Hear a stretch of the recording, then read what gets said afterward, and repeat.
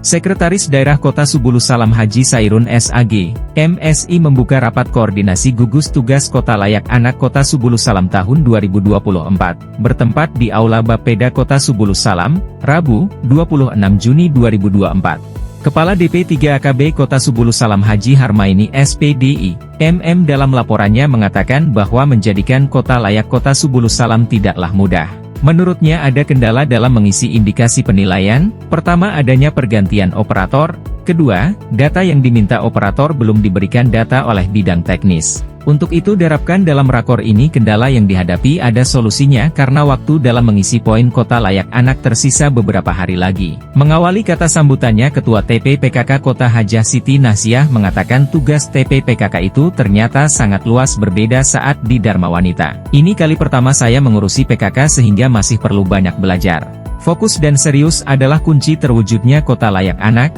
tegasnya, dengan segala kekurangan, kendala yang dihadapi, kita harus tetap semangat meski nantinya Kota Layak Anak belum terwujud namun jadikanlah kegagalan sebagai modal untuk evaluasi dan perbaiki diri sehingga ke depan Kota Layak Anak Kota Subulus Salam bisa terwujud. Esensi Kota Layak Anak bukan saja nilai hasil mengisi indikator yang tersedia, namun wujudkan Kota Layak Anak di Kota Subulus Salam secara real dan fakta.